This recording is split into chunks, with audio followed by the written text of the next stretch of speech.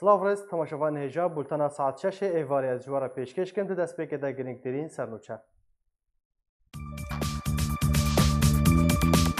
لهوليرا پایتخت هرما کوردستان سروکاتیا انجمن اجتماعی کردی لسوریه د جیوینه دنه او بریار روشا روجاوای کوردستان و سوریه گوتو بیج بکن. جدر انجام ایریشک ترکیه لسر گوندê کوبانê سه ولاتیین کرد شهید بون و دو جنجی بریندار بون. پشتی راکاندنا ترکیه جه برداومبونا ایریشا خوا روسیا تکز دکه کو تو اپراسیون ناین پیک آنین. مالپارکه کردستانی بلاف کریه کو هزین سوریا دموکراتیک قصده و رژیم اسد گوتو بیجیان دنه. امریکا و سعودیه دوباره ایریشا ترکیه لسر روجاوای کردستان رد دکن.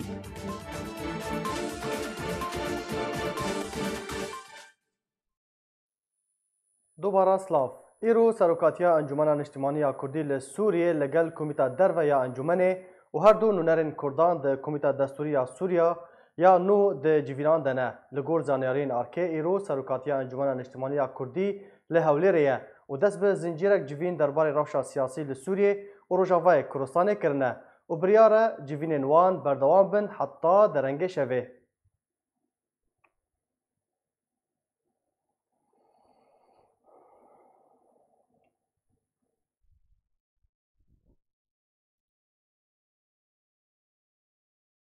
Îro artêşa Tirkiye gûndên di navbera bajarê Kobanî û Girêsipî de bombebaran kirin. Li gor jêdereke taybet ji dezgeha Arkê re ragihandiye ku Tirkiye gundê Qurunfilê yê di navbera Kobanî û Girêsipî de bombebaran kir û sê welatî şehîd ketin, du welatiyên din jî birîndar bûne. Heman jê derê dazanîn ku her du birîndar keçin û ji ber birînên wan yên dijwar ji bo xestexaneya bajarê Minbicê hatine veguhestin.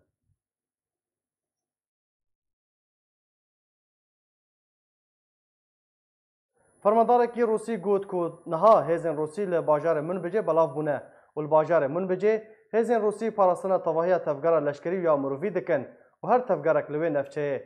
rû bide dibin çavdêriya hêzên Rûsî de têne encamdan. Fermandarekî artêşa Rûsya li Sûriyê got ku hêzên Rûsî li Sûriyê de birêvebirina dewriyên hevbeş li Rojhilatê Çemê Feratê berdewamin û دوريان لشكري زيادة بونا 0-0 يكجا فرماندارن هيزن روسيا لسوريا قد كو پشت هيزن امريكي جا نافچه وكشيانا اركي هيزن روسيا لنافچه زيادة بويا و بردوام هيزن روسي دوريان لشكري لسرسنور سوريا و تركيا انجام ددن. فرماندار روسي قد كو نها هيزن روسيا لباجار منبجه بالاو بونا و لباجار منبجه هيزن روسي پاراستنا تبايا تبگرا لشكري ويا مروفي دكن هر تبگرك لوينافچه رو بده دبن چاودێریە هێزن رووسی دا تێ ئەنجامدان. هەروەها 0-0 گۆچی و هێزن رووسی لە بنگەها سڕین لە باژارێ کوبانێژی بەڵاو بوونە ئەوژی پشتی وەکشانە هێزن ئەمریکی ژوێ بنگەها لەشکەری و دازانین کو مۆلیدەیەکی ئلکتریکە و هەن کەلوپەلێن ئۆفیسان دەشونە هێزن ئەمریکیدە لە بنگەها سڕین مانە. فرماندار روسي قوتي جبلي مولدي الكتريكي وكلو بلان بالا فرخانة لشكرية بنقها سرين هنا دي كارديو هزين اسمانيين روسي لي بالا فرخانة هاتنا بلافكرين رجالات چم فرات جه هجمونا امريكا بو ترولا هزين روسي لنافچه نبو لپشتی کو هزن امریکی جنافچه وکشیانو ایریشا ترکیه بو سر رجالات چم فرات دست پیکر روسیا و ترکیه لسوچی رکفتنک درباره راوستاندنا شر و روشا رجالات چم فرات امزکرین لګوري راکفتنه د دمن هدا روسیا رولکوي سرکه د روجالات چمه فرات ده هيا سر پرشتیا بجی کرنا راکفتنه سوچیل نفچه دیکه بو خدان رولا سرکو بردوام دورین هبش لسور سنورین سوریه و ترکیه انجام ددیو سر پرشتیا پروسه وکشانه هزن قصده بو 32 کیلومترانج سنور دکه. پشتی گفن ترکیه به بردام کرنا اپراسیون خواه لروجاوای کردستانê روسیا رادگینه کو تو اپراسیون ترکی ناین انجامدان ترکیه جی دبیجه نتیگشتنک دوی پرسه ده هبویه. پشتی گفن ترکیه به بردام کرنا اپراسیون خواه لروجاوای کردستانê به دو روژان و هوشیاریا روسیه جره ترکیه دبیجه نتیگهشتنک دوی پرسه ده هیا و او اپراسیون خواه انجام نادن. سرگی لاوروف وزیر دروی روسیه ده روژا چهارشنبه ده کنگره که روشنامه‌وانی در راگهانده. کۆبالیۆزê Rûsyê li Enqerayê peywendî lêgel berpirsên Tirkiye derbarê zelalkirina nûçeya destpêkirina Tirkiye ji operasyoneka leşkerî re li Bakurê Sûriyê kêre. Lavrov amaje kir Tirkan ji diplomatkarê Rûsî re tekez kir netêgehiştinek di vî derbarî de heye û Enqera tu gomanên wê di karê Rûsya di Sûriyê de tune ye. Roja duşema borî jî Mevlût Çavuşoğlu wezîrê derveyê Tirkiye di lêdanekî rojnamevanî de ragihand ku Emerîka û Rûsya bi tu awayekî pabendî rêkeftinan lêgel Tirkiya derbarê rojhilatê Çemê Feratê nebûne û eger xalên rêkeftinan bi temamî neyên bicîkirin wî demî Tirkiya neçare dubare êrişê bosta Rojavayê Kurdistanê û rojhilatê Çemê Feratê dest pê bike. Şaliyê xwe ve jî Lîwa Îgor Kunaşînkov berdevkê bi navê Wezareta Berevaniya Rûsyê roja sêşemê 19 Mijdarê ragihand bû. Lêdwana wezîrê derveyê Tirkiye Mevlût Çavuşoğlu derbarê nevcîkirina Rûsyê ji peymanên wê re û gefên berdewamkirina operasyona Tirkiye li Bakurê Sûriyê ku eger heye rewşê aloztir bike. Cihê matmabûniyê lê cem Wezareta Berevaniya Rûsyê.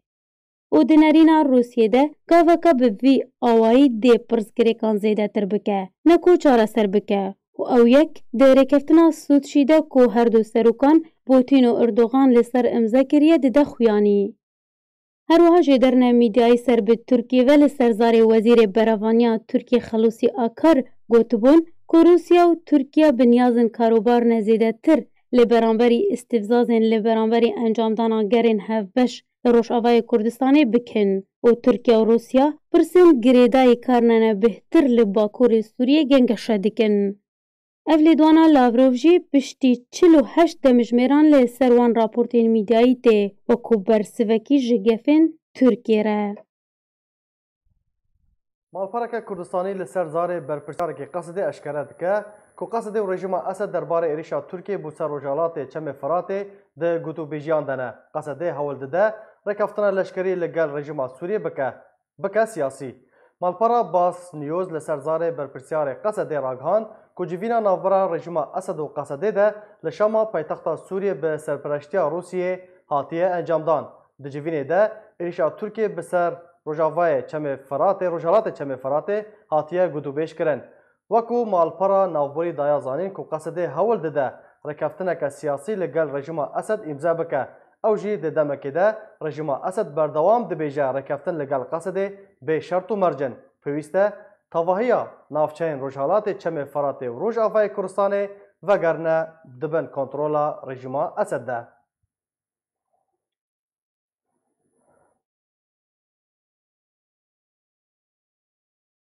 Amerîka dubarabûna êrişa Tirkiye bû ser rojalatê Çemê Feratê red dike. Tekez li ser pabendbûnê bi rekeftina Amerîkî û Tirkî ku di 17 meha borî de hatiye îmzekirin dike. Rojnamaya Newsweek ya Amerîkî li ser zarê berdevkê Wezareta Derveyê Amerîka ragihand ku her êrişek Tirkî bû ser rojalatê Çemê Feratê dê rewşê aloztir bike û dê derfetê bide hin alî ku armancên xwe li navçeyê bicî bikin. Herwiha rojnamaya navborî dazanîn ku Amerîka ji Tirkiye re gotiye ku rekeftina Amerîkî ya Tirkî ku di 17 meha borî de hatibû îmzekirin ketiye warê cîbicîkirinê de. Pêwîst e Tirkiye pabendî rekeftinê bibe.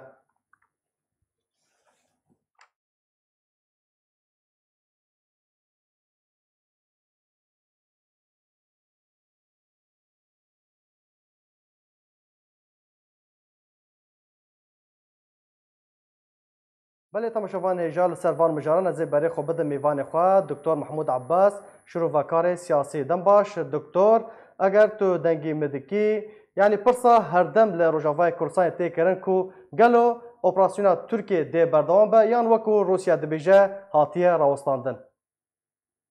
Dem baş. Gerek em hov her tim jî weka çavneyêr hov tiştê ser mîdya derdikevê bixwînî û tiştê got pişt mîdyayê got nehatiye derketin hov wê bixwînî. Demeke wextê got wezîrê derveyê Tirkî axiftina xwe dike divê wê êrişekê bike ew operasyona xwe timam bike ew Rûsya ew rêkeftina got me hatiye kirin bi cih neaniye. Piştî vegerandina Erdogan ji cem Amerîkîya bi taybet tiştek heye di pişt şîrovekirinê de di pişt میدیا دا تشتکی دی هاتی کرن و آخر کی سر هاتی کرن اما ها چاوی شغلو بشکل کی اندرکت دخوازی دیست درخی سر میدانی از دوی بهاری دما انو ترکیه اپراسیون اخوا سر رجلاتی فراتی و سر رجلاتی کردستان تمام پارچه پارچه بذکیو که گو استراتیجیک او تکتیک که گو پیرا بوده دست بی که دا وقتی گو مدمیزینن بریا 2 سالا بهتر که اولی که تجرابلست و بابدا پشتی وینارا حرم عفرینی بر پشتی وینارا پروبلیم که گلی که گرنگ جمعیکی را چه کر سر مثلا من بجی و را کفتنا گو متماما دیتیا دا نقباوی امریکیا دا بجی نقباوی روسیا دا و چلو ایرو نابرا هر دو باجاری کردی دا گریسپی و سریکانی استاندیا و حتی ایرو دگهین نزیکی تلتمر و حتی خطا ناب دولتی امچار که تیبت ایرو خلوصیت گو هنک چعنی ملوی سرد سکنن اما ها تمام دی خویا کرن انو هو دور نادین انو ترکیه و روسیا دا اپراسیون آخوا دست گاو بگاو مشن هیا ترکی دیسانه که گاو کدی باریجی گلو او گاوه هاوی سر من بجبین گلو او گاوه ها پشتی راسلای سریکانی و قام بود نقبا سریکانی قام شده بی از خود میزینم انو پشتن هانا نوبera هر دو دولت ایرو سر پسکریکا رجلاتی فرات گفتگو دکلو بتیبت امریکا و روسیا یا ایرو و نقبای ترکی دا تشک های نایدر کرنا که سر میدیا بس هر دمج که ویدم درخن هنو مثلا آخرتنا چاوش روخته قوتیوی دیکرین تشک الپشت هیا یعنی چاوش رو وزیر در و یکی وی سر وی گران بونی تیوی آخرتنا ها بدهنبری روسیا دا ویت شهنا که پشت نارب دروج نوکا لاوروب آین وزیر براوانی روسی نوکا رداوی دیگه و برا دواره کی دیپلماسی ده حوالا ما باور مدکر دمگه گو آخرتنک هیا تو مطرسیک هیا گرک هیزا کرد از باور کن گرک آماده بیشوی کاری هارا دواره دیپلماسی ده چی کاری بکی و دواره لشکری ده چی کاری بکی روسیا را دكتور تبحث دو سايدا يانجي ريا ناف دولتي ياكوب M4 M4 تين عسكرن تاكر اللي حطنها ناكو كيل سروي ري هنا تركيا تشو دخوازه وروسيا تشو دخوازه شو ما ناكو كيل سروي ري بردواما حطنها دواري طبعا كوكي سروينا دخل هنا دواري لشكري ده هيا دواري لشكري ده وقت جو بكا بيد ده طبعا ميزين انه هرم كردستاني عليه روجلات عليه روج ابا ويجف بكي بارشا يعني بتشلو برينها تركيا وانا كويناي لشكري قال لك جرينج هابو بالكتاب يرام وقت جو هي امريكا دهيزا خد ابو خرطونا خد ابو داخل اكرم سلميديا انه ما فيدرالي كي ابا كنج كورتا راح بقى هنا حتى سبحري تركيا وروسيا كتنا اتلبيده وكتنا دواري الرمياري طبعا اخرتنا كدي هي اف دواري لشكري دواري الرمياري ده اسقط ميزين انه دخوازن هرم كردي لاواز بكن هيزا كرد لاواز بكن نكار بيت چونو هاتنا بي مناطق كرد بتيبت جف بيل وجيري وقت جو جف ويخ خطيب قري تبع مناطق كرد ما كاريد نقبا سريكا هني وقامش له ده او فنابري جو چونو هاتنا ما كاري باري يعني كاري بيجي بقشتي و او بلانا قد بيجن سر تركيا دي اخفتن انه دخازي مناطق كرد كوچبار كي هرما وينا وعربا بخيج هذا باوردكم افغابك جوا غابي غركا بيرابي دواري رمياري دواري لشكري ده فبر بكي دابك هي خالها طبعا نادي خويا كل سر ميديا نجبو في تشتيها بس الجور شروع كرني والجور ميزاندنا يا سياسه مدار جيبي ويا استراتيجيه الهلشكريه من الرمياري ميزاني بالميزان الوقت كبير واري هذا باشا هريما آرام كتيا تشي قناغي ده يعني خلوص يا كار راغانديه كو هريما آرام هاتيه دامزراندن او هريما كو بحث دكن لكودريا شكودريا حتى كودريا دكتور يعني هريما آرام او خو وكون هادي خويا كرن طبعا يجو هاتيه آماده كرن نافبرا غريسبي وسريكانيه ده بس الجول بلانا تركي الجول بلانا اردوغان بياكو ازبهور دكن دواره کی دا نه هاتی خویا کرن هاتی گفتگو کرن با امریکا رجکی و روسا دواره کفتنی وهردو دوب هاتنا كرن او هرما ارام يا جو بحث دكن دقري حتى ديريك يعني وقتكم هو ميزين حتى كربونا سودي كيلومتر دخازي هذا كرد الفيدي نتواكي ملطي كرد الفيدي لواز كي ملطكي بخي ملطكي وقو عربا قال لك سر نيسان انه ملطي كرد كوجبار هاتيه سوري خازن بخنا وي واريدا انه هرما كردستاني تنه يدوردا يعني اف بلانا وايا اف ميجوا وايا بس ايرو هرما ارام بسر عربي شهاتي آماده كرن از بخول جوجل ميزان دنا خو از ميزان هرما آرام ياكو اود بي آرام از بخول بيجم هرما توريستا يا هرما كجو يعني آرامتي يا دكتور جعفريني تركيا دوي هرمي دوي تشبه جعفريني بقرا طبعا اس حسيتكم جعفريني بقرا حتى ديركي افتمان بلانا تركي يعني داخوازيا تركي جيتشيا داخوازيا تركي اولا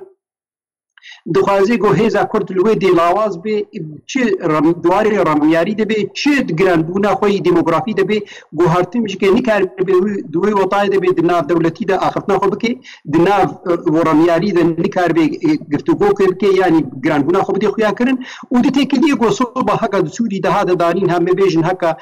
کمارا که سوری هذا دارین بشار به یعنی غیر بشار به گو به دانی ده او گران بونا نه به بدی خویا کرن اداره که نخوی به آماده كرن يعني وكا فيدراليك بداخل كرن يعني يا هاي جرينك ترجي ونصوبة وقتها جو سر كونستيتيوشن هذا عباكرن يعني دستورك هذا دانين جو ملاتي كرد او هيزا كرد ندي خويا كرن والله با جران بنا ما ديموغرافي يا رمياري ام هاكا جران جرك خالا ما دهندروز في دستوري ده دوا حتى واركي ركباري كنا خوي هبي دبي هرمي ده يعني وي هرمي لاواز كيج قال قالك عيب اردا خوازا اردوغان وتركيا لاواز دکش آلیه دموگرافی و لاواز دکش آلیه رمیاری و حسابینا براوانیا وینا تمام بهلینه و چتی هایی گرنگتر و هری خرابتر جی انه هیزا کرد ندی يعني او اخفتنا گوهرتم دنیا تمام پید زانی انه ملت کرد یگو آیسس ویران کر و آیسس داعش هرم اعلان يعني دخوازی به نابه ها جناب ملت سر ملت کرد هلینه حتی به کاری خوشی دکی دنا امریکی عرب اوروپی عرب ترکارا بروسارا ددی خویا کر او هیزا کرد ایرو او گام شرویت کن او تروریست يعني دبیجه دبی تروریست میکاری دیجه تروریست اب آخرتنا وینا براستی گلکی گرانا دکوی وارده قولوا دا خوازيا ملاتي كرد او هابونا ملاتي كرد لسر هرمي بجار كرهلين دا خوازي كرهلك استراتيجية ولسر خوشك تسكني يعني باشه هفدمي فان پیشاتين ضوية مالپارا باس نيوز بلاف كريا كو قصده و رژیم ده جیوینان دنه در انجام من و جیوینه و چبن مقابل طبعا هيزا كرد تيبات وقتيقو الحالي خد كي قصد الحالي خد كي وقتيقو نك هيزا كرد ما ينكبر معنا طبعا نوي دائما الجه كي بقري جه هاريقو هيفيتي دماي إيرو هيفي دريجيما بشار دماي بدريا روسيا ده تيبات طبعا أفقفتو قوي هاي قوتين كرين حتى أنها سوري يعني ريجيما بشار سر ميديا ديخو يكرن خوغراندكي روسيا جيت ميزين جانا موازيت ده هذا اخذنا هذا انه ازي تكليا كرم بس دخوازي تشرو بكي دخوازي بدي خويا كن يا سركا نهي قصدا نا اداره كرديه سركا ريجيما او يا قلت تكليا بيرتي وقت قلت تكليا كنو كبارچه كي جندرو سوري حتى تشغابه بمشي حتى يعني بدي خويا كن حتى رجا في كيليكي ريجيم ما في ملك كردنا دي خويا كرن غير ما فكي از بهور ديك دهرامنا د دجيه دوك جو بشار از دا خويا كرن انه ما في روشنبيريه ما فكي كولتوري بشكي بدني ده بس از خد ميزين انه هاكر اگفتو گوی گران بون چی بگون و سر مستوى روسيا گو تکلیه بکی و تدنار ده بسکنه بهور دکم روسيا نهیلی رژیم وی واری ها بمشي او دا خوازی ها از بهاری بلکه روسیا بگیری واره کی رکباری که نخویی دهرم که ده پارچه ناده چه که بس به تیبت گره کم بزن به وی نو که گدا خوازی ملت کرد بی و نه دا خوازی هیزه کش هیزه کرد بی یعنی وی لاواز بکلی که لاوازی دیده نام خفتنا خودت دبیجی هیزا کردی او هیزا کد بحث دکی دوی به چه شوی به يعني بتنه تو بحثا قصد دکی یان دوی چه هیزن کردی هبن تبلی هبن داکو ام بیجن في روشا كو روجافاي كورسان تيرا درباز دبا بهمني درباز بكن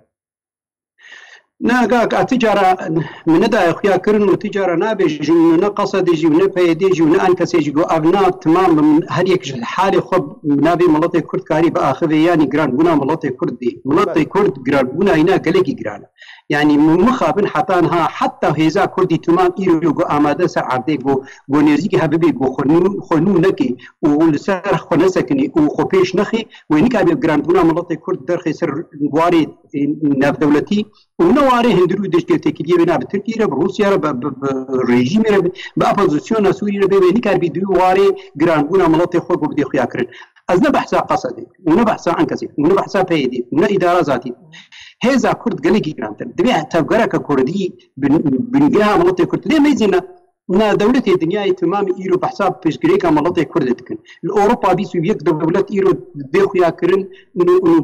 ملطي كرد داخوازيا بنا ناي سراس كرن أمريكا أوروبا إيرو تيكليا سن يعني أوروبا وتركيا تيكليا تقريبا ناكوكي كتنا نقابا وادا جبوني بيشكريكا رجلاتي فوراتي وبتيبت بيجبونا بيشكريكا ملطي كرد يعني روسيا وأردوغان لفدروني خلقايك أمينة جو ريكبارية توختي كنسر كرداد آخر نقولوش كيف أمريكا أبا هذا دي خويا كان جران بونا ملطي كرد جران بونا يعني جهي خط دقري بس قالوا هذا كرد وقتي قاعد بيجن قالك هذا كاربي وجران بوني هليني أصلا كاربي هليني ونا إذا ريكبارية نقوي كاربي هليني أو هذا يكبوي هذا كرد جهمو آليان بيك ورا ويتشوا تشبه كاد وقتی کو داخوازیا ملت وقتی داخوازیا پارتی کردی و وقتی داخوازیا پارچه هیزیا تبگرا کرد کو داخوازیا و نتوی بج دلی وانا بی نه داخوازی که پارتی بی و نگری دایبن به دروا سوری مگر نگو گری بن یعنی نگو زور دستیا درو سروا گلک هبی كارن بها آبابك نختي قدري يعني نختي قد نتوي الجماعة بي واري نتوي جواري بارتيتي خطر بي طبعا أباها كارك دريجيرت بي أب خرابونا قدنا ما ده هاتي كرين بهترين منا بد كاري بيجي ده 15 صالة وبلكيش كي 20 صالة كي بهتي هاتي كرين أسكارم بيجم بلكي قالك زحمت بين أسكارم بيجم جروجا وقتي قو بارشبون كتنا بارتيا كردي ده هي تبقرا كردي بو بارشبون ودست كتنا ناب تجهيني باللوازيد كبينة تبقرا كردي ده دبي معها آبابك بي خرابنا هاي قوهاتي خرابون بداية صالة آباك بتيبت صالة كيف دو صالة نايا آباكرين قالك نا أمريكا بيجن ها والله زيد دروجة كديا ده روجة أزي والله إيرو فيدرالي كآباك ما مهزا كرد خودنا ها ويرو هزا كمي كاربن دبواركي كوميتك دبلوماسية آباك بأمريكا رتكليا بكنا طبعا دبيك أمسر كاربكن هايبك ودو صالك ودو صالش بوني رجعنيري دربدا يعني روجة دوري رمبكن كاربكن هي مناطق كرد ناي ويران نابي مناطق كرد 45 مليون إنسانة جغرافي كابينا جغرافيا هنا نكي امتراج دولتها هري مصدر إيرو رجلاتها نافيدا أهنا أف دولتي جو إيرو تخازن كردا ويران بكن وينكار من ويران بكن أبلاني وانا أستراتيجية وانا بيكاري دكن جبرولوش كي جركم هذا كرد تمام إيرو الخورونن هنا قاب خو آباكن برا أمنا كوكيد نقابا مدن أزنا بيجم ببنيك أبناء تشكي نواجد وكو هزك كردي دبينا دنارينات هذا دينك هم دنگ قصدي خو وكا هزك كردي دبينا خود دیگه کو وقتی لگور ایدئولوژی اینا لگور مفهومی کو پیشکش کی لگور داخوازنده خو حسب کی ناف هزك نا دولتی بس لگور کو کاری دکی گلک تشتي نا كردي تي دخ ياكر بس شاشتي كتبرده هاي طبعا دنا برا براكتيس دنا تيوري دا ناكوكين هنا طبعا ابنا كوكيها نيجاتيف هنا بهتر بوزيتيف هنا ياد دوا انه هاتي خويا كرنت ام بن دناب دولت هذا انه وقت کو داخلن دبهزا كردي جاك ابنا بيبچكي بيزلال كرن يعني شما بيدي مثلا ام بيجين قصدي شعبي خوش بي اخفتنا هذا كري بس وقت قلت لي ام ككرد ام لي ميزين دناب قصدي دا ايرو ام تمام دزانن راستا سرمایداری کردن و خورتی گوته کردن بس ایدئولوژی مثلا ما وارکی دیا بس گرانبون آوینا کسی گوته دا ایرو چه گوته گوتن طبعا از نلوی دمنا سرمایدانی ما دبیشن دور هفته صدی نکردن يعني نه به چی کردن بس چند خویاکرین لبیدری که لبید براستی مفهوم کی ایدئولوژی نه حسانی مو ایرودی که سر بآخری طبعا بس اسکارم کورتی بیجم انه اف مفهوم ايديولوجي قلت دي طرح دكي دوار كي دغ الدنيا تمام دي كردي وت داخوازيا ملته كي دي بيشكيش دكي داخوازيا ملته كردرا جو تشكي بينين ايرو واويها دولتي بيهنا ابها از خز بنزين گوشاشتي كمازنا حتى دوار ايديولوجي ده ورغور مفهوم ابخوجكي از خز بين مشاشتي كلكي نراستا واز بنزين انه الامه الديمقراطيه جو بحث مفهوم كتاباوي از ایمان بینایی. باشه دکتر امی یعنی داخوانیا مظلوم کوبانی فرماندار قصد بریا چند روزان راگانده بو کو پیوستیا وان به پشتوانی که سیاسی هیا پیوستیا وان به هزین لشکری تونه اخفتنا یعنی داخوانیا مظلوم کوبانی اون چاوا دنرخینن از بکرتی از بیکم کشید کم شروع کرده از طبعا فیروز دکم داخوازیایی از داخوازیا چه انسانی کی ایرو کرده کی بنار نافخوا یعنی یکی خویا یکی گو کاری کاری کی دیگه سر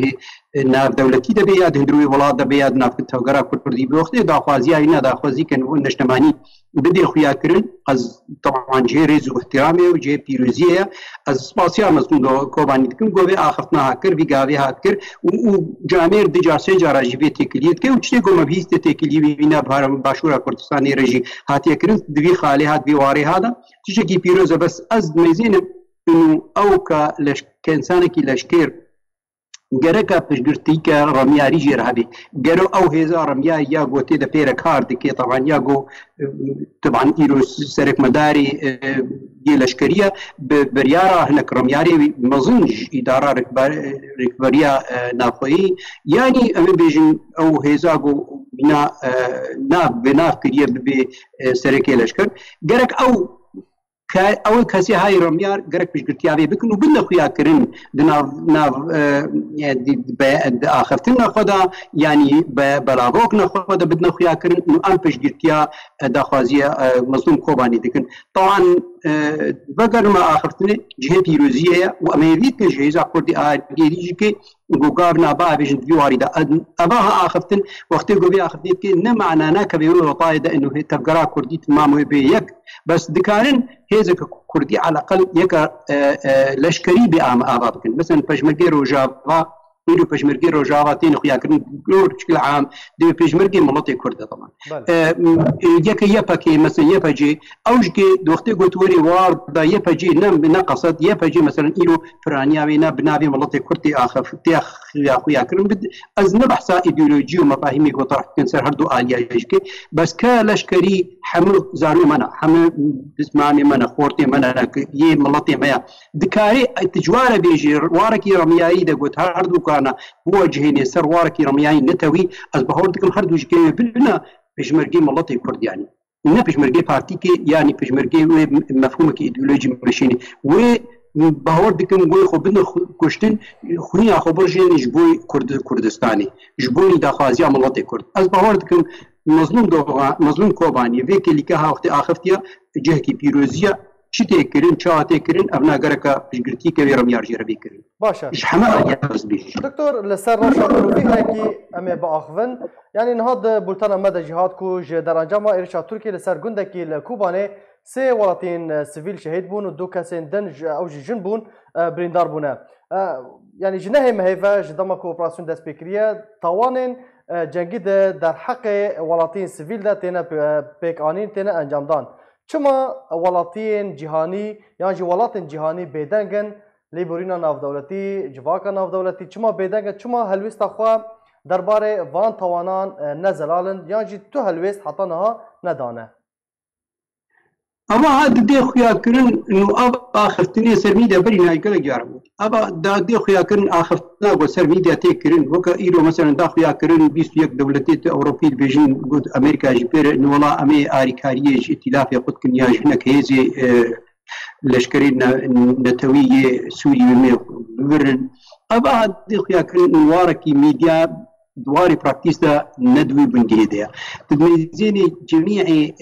حمل دولتي دنياي بالتيبت دميديا خدا وقل لك رمياري جران دنياي اوروبا دا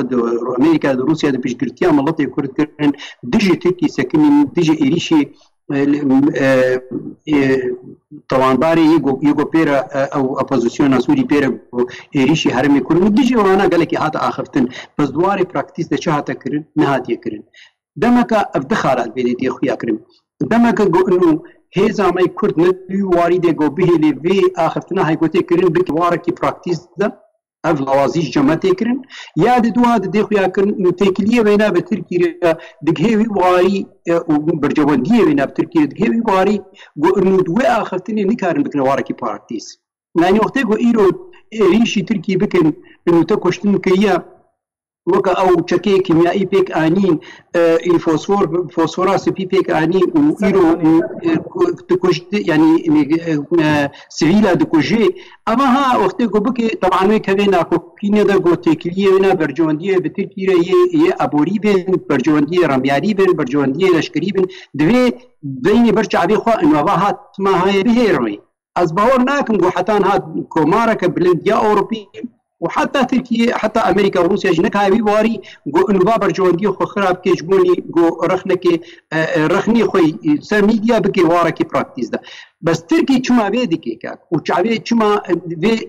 دولتي هاي الدنيا شما شعبي خوش بيدك جبر جو تركي كشترين دكي ارهابي دكي جبوني جو ملطي سيفيل بطرسيني دا كوچبار بي بدي جو لشكري بغي دا اف وركي تركي خوشك بي اني يعني تلي ميزيني كوچبار جو جرسري كاني و غريسبي دركتن دوغ هذا 300000 انسان بيجو لشكر بغي بينا جبر جو موترسي خلقان بركي فوسفور دجي كي تني دبيك اني بس او بروباغندا جو ميديا هاتكرن ملط ترسان افيكا اي بي تاني هردمج وی بیجی وا کسی گو بخور کرن او تروریستی گو پیر هاتنه گو برینه داعش دکار کرنه ایرو کوماری ناف دولتی تمام بحث کرد گو 400 جوا کسا ایرو لشکری نتویه یگو ناوینا لشکری نتویه لشکری آزاد کار دکن همه داعشن اما ترسیها تیکی گلکی سرد سکنی كواركي ميديا بروباغندا جبوني حرما كردي جملتي كرد بالا بكي نملتي كرد تمام كسي ايرو دندروي كردستاني تمام اذا خوازي بالا كي كسي دي بخيده وساعد 2 مليون بخيده هرم اذا قضاء المله تتبغرا كردي بكي دواركي كل دريج ده دكتور داوين برسيار يعني توج يعني هردم ج كاسين كو گشبيني ج بيشروجا كردان لسوريا يعني لروجافاي كردستاني ده بيشروجا سوريا ده سوريا نوده چه جو کردان هاتیه دارشتن كاري برساخو دوباره كي نزل تو كاسين گشبيني يعني متفائلي جه بيشروجا كردان لسوريا بس من اوكو چش بو كردان ده بيشروجا سوريا ده هاتیه دارشتن يعني جي هات بلان جرا هاتیه داين از هرتم لید مزینم تشتی نابرا گو تشتی ایروی که دیکته کرن وکا گو دی خویا کرن ام که کرد روجلاتی فراتی براسی ام خسیرینا طبعا دواري ديموغرافي ده دواري رمياري ده ودواري لشكري ده كي تبني هيزا كرد نه هيزا كردي بناوي ملطي كرد تمامية هيزا كرد إيرو هايا بس هيزا كردي دي جي كيما دو يعني كاري بيجي إنه تحمى آليا ده إيرو أم يعني تخسرن يعني أم بسر ما تشتك بسر نغزتيا تشتي جو كده دستي مدى دما كده جرك ما مفارق كربانا جرك ما هيزا كرد تمام تيد آماده بوانا آبا كرناوينا أم هيديت كر جو فدراليك بي آماده كرم قال جرب سر سكنينا بس اللي يقول تنها ميزيني والجور تبخينا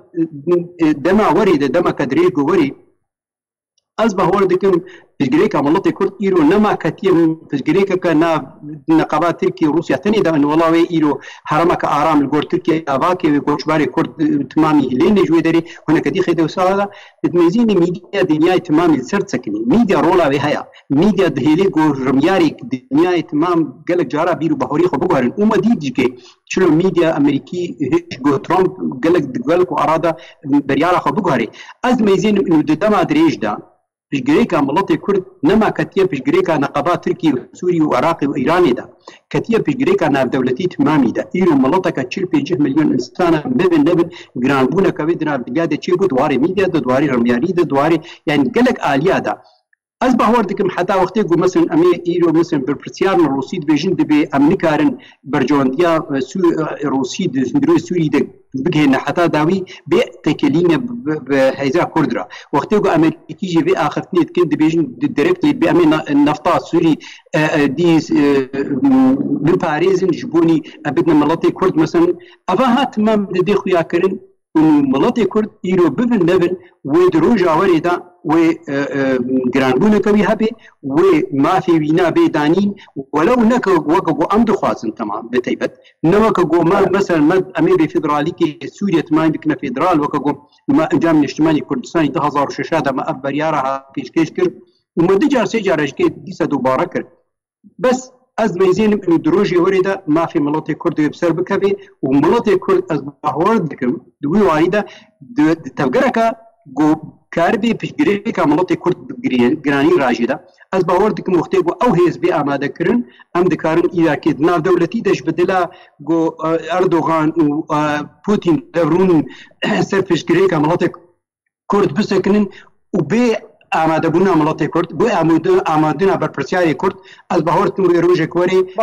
بر پرسیاری ملت کرد دور دا آماده بی و پشگیری که خوش که دین سر ماسه پیشاوانه و باره گفتو گفت که از خود وی باوری دما بلکه نه نزیک بی بس دما وری دوی ابنا از جیب دکتور عباس شرکای سیاسی گلک سپاس بو باشدار براته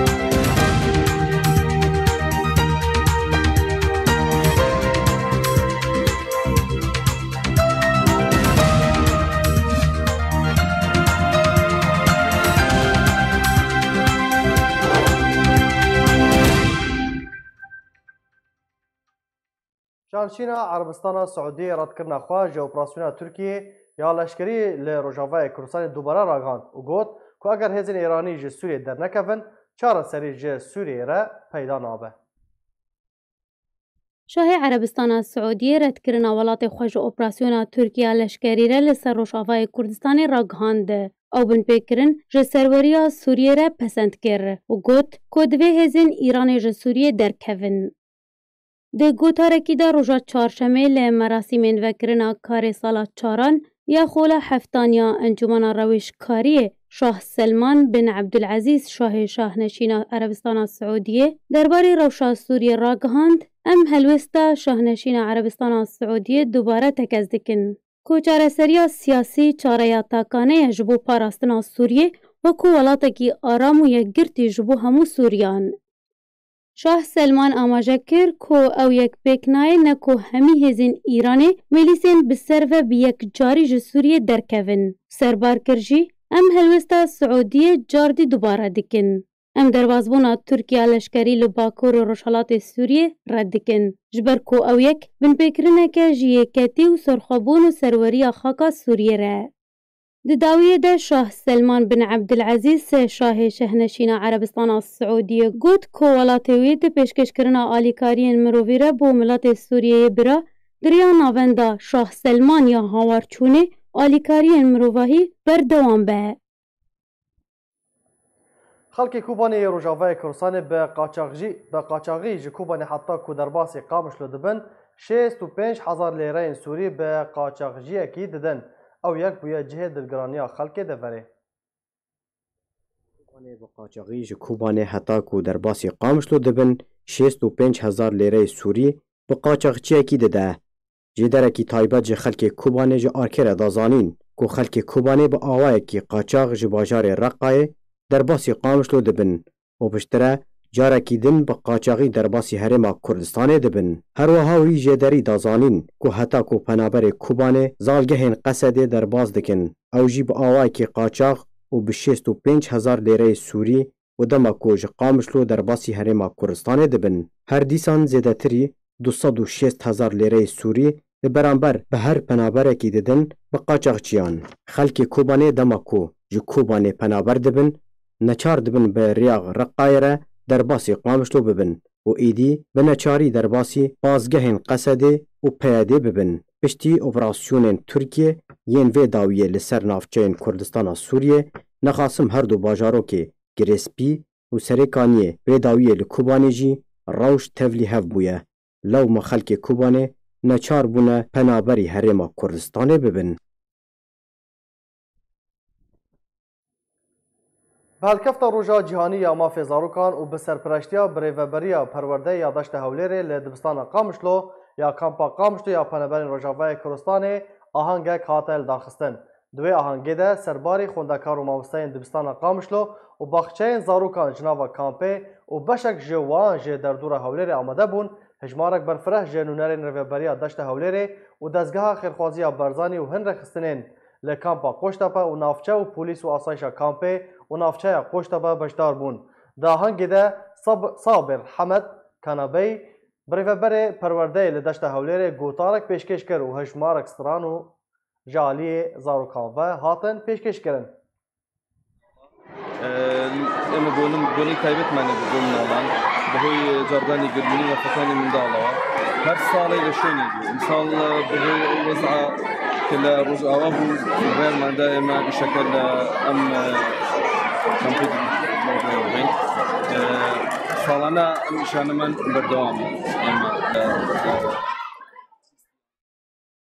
Komlaya giştî ya Encûmena Navendî ya Kurdên Almanya civînek berfireh li bajarê Êsin yê Almanya bi beşdariya çil komele ji tevahiya Almanya û serbarî fraksiyonên komeleyên Kurdî ji welatên Hollanda, Belçîka, Luxemburg li darxist. Di destpêka civînê de xweleke bêdeng li ser canê pekrawanên Kurd û Kurdistanê rawistiyan. Piştre behsa çalakî û karê komeleyê yê di sala 2019 de hate kirin. Her wiha behsa xişteya karê 2020 de hate kirin. Her di civînê de dirgam fermano xortê Kurd yê ku berdewam li pêş konselxaneyên welatan li Almanya radiweste û binpêkirin û stemkariya li ser Rojavayê Kurdistanê digihîna welatên cîhanê ji aliyê komeleyê ve hate xelatkirin.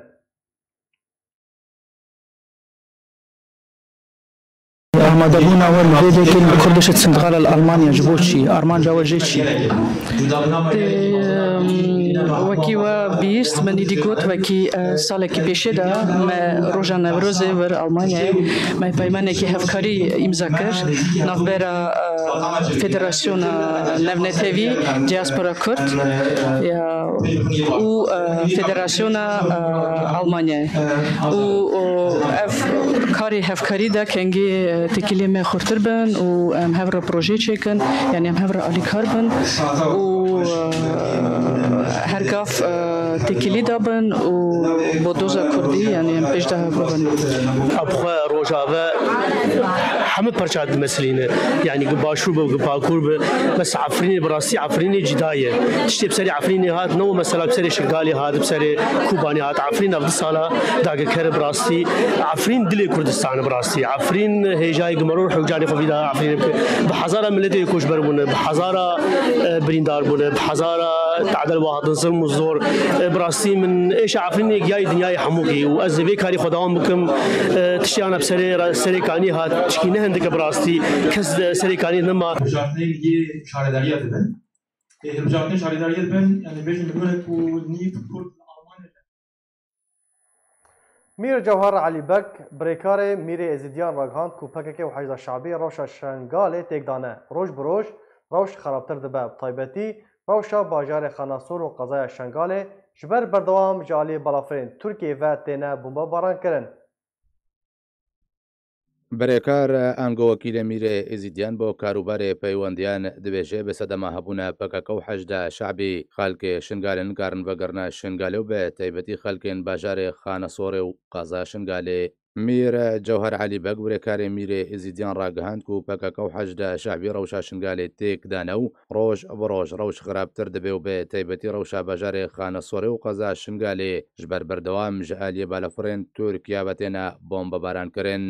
میر جوهر علی بەگ گوت و بێ سەدەما هەبوونە چەکدارên پەکەکە و حەجدە شعبی لە شنگالێ خەڵک نکارن بەگەڕنە سەرزێدێن خۆش بەرجانێوان دەکەوێ بەر مەترسیەدا و دەهەیامە مەهەکێدا. بالەفرێن شەریên تورکیا بێ سەدەما هەبوونە چەکدارên یەپەشەیەن سەر بێ پەکەکەوە شنگال و خانەسۆر بمبەبارانکردن و دەنجامێدا کوشتی و بریندار کەتێن. وژێ ئالی خۆباژی شێخ شامۆن و نەرە ئێزیدیان لێ وەزارەتە ئەوقافە هەرێما کوردستانê dê dîdara ئاشتی و ئاسایشا ڕۆژهەڵاتە ناڤînدا ڕاگەهاند ku çekdarên PKK hevşêwê bajarên Rojavayê Kurdistanê tunêl û xendekan li bajarê Şingalê dikolin û matirsiyeka mezin ser deverê durustkirine. Mîr Cewher daxwaza derxistina çekdarên PKK ji Şingalê kirde ku rewşa bajarê Şingalê esay bê û ji alî xwe ve jî Şêx Şamo daxwaz ji hikûmeta Iraqê kir ku hejde şebî û çekdarên PKK ji Şingalê derxînin da ku xelk bikarbin vegirne ser zêdên xwe û rewşa Şingalê weke berê vegerê. قاسم شەشۆ فەرماندارê پێشمەرگە لە شنگالê ڕاگەهاند بوو ku balafirên şeriyên Tirkiye di heyama mehekê de çend carekê baregihên çekdarên yêpeşeyên ser bi PKK ve li xanesorê kirine armanc û lê gorî zanyariyan di encama bombebarankirinان de kuştî û birîndar dikevin. Belê tamaşevanê hêja bi vê awayan giştin dawiya bultena xwe dubara serroçamê bîrawa bînin. Li Hewlêra paytexta Herêma Kurdistanê serokatiya Encumena Niştimaniya Kurdî li Sûriyê di civînê de ne û biryara rewşa Rojavayê Kurdistanê û Sûriyê gotûbêj bikin. Ji derencama êrişeka Tirkiyê li ser gundê Kobanî sê welatiyên Kurd şehîd bûn û du jin jî birîndar bûn. Piştî ragihandina Tirkiye ji berdewambûna êrişa xwe Rûsya tekez dike ku tu operasyon nayên pêk anîn. Malpereke Kurdistanî belav kiriye ku Hêzên Sûriya Demokratîk Qesedê û rejîma Esed di gotûbêjiyan de ne. Amerîka û Siûdiyê dubara êrişa Tirkiye li ser Rojavayê Kurdistanê red dikin.